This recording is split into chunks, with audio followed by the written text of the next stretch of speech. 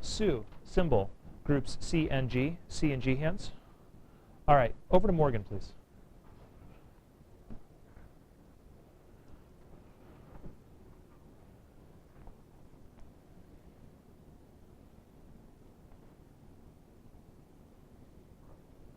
Yeah.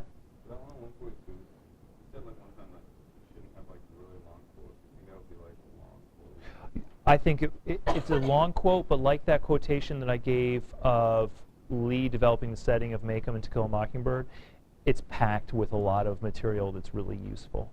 So if it were long and useless, I'd say cut it. But this, look at that. Her face went blank, that's useful. Her mouth closed, that's useful. Every one of those is an image which is useful to your claim. So I'd use the whole thing.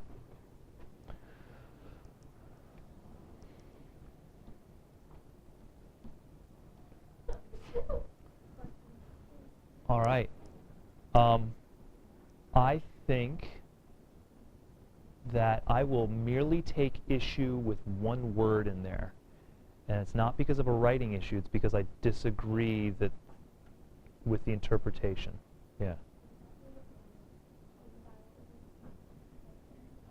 That's close. I think we can deal with abandoned.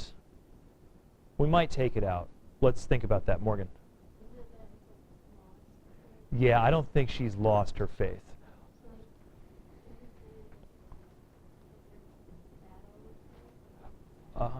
Could be battle. I'm thinking of another word that people often use connected to faith when you're having a problem with faith. Anybody have an idea? Yeah. A little bit stronger than that.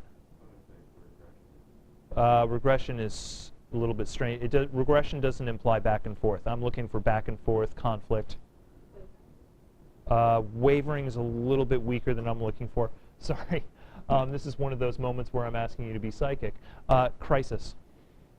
We talk about a crisis of faith. That's a very common way to discuss how people are not necessarily losing faith, but questioning it, wavering in it. It implies all of this, but it's a little bit stronger.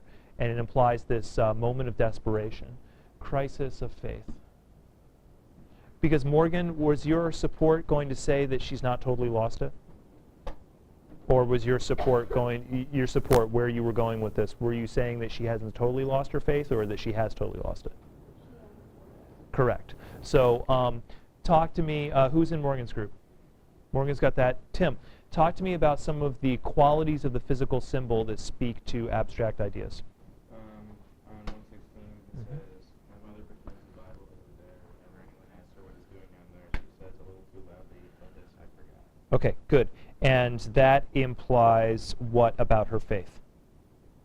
She forgot it. That she's lost it or rejected it. Good. So we have evidence, physical evidence of rejection, and that physical evidence answers one of the questions we talked about in symbol analysis: how do the characters interact with it? Tim, excellent. Do you have another example of some physical quality of this that indicates that she's still accepting her faith?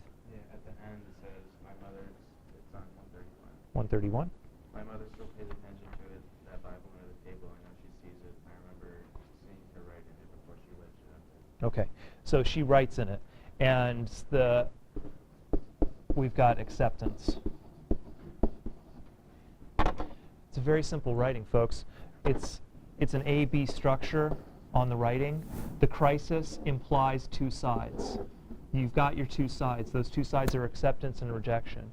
You have physical evidence of the Bible based upon the questioning technique that we've used for symbol analysis to talk about how Tan uses it to imply acceptance and then uses it to imply rejection, or vice versa, actually. It's the rejection first.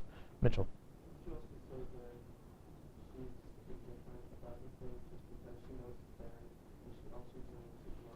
You could talk about indifference, however, I would be reticent in such a short writing to introduce a third element, simply because, not because I don't have the time to write it, but just because it complicates the entire paragraph a little bit much. So I would go with a very simple binary structure where it's rejection versus acceptance. Makes it easier to write. Melissa.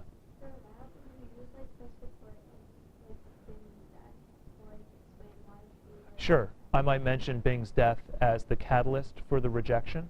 I could do that at the beginning. because I'm going to start with rejection.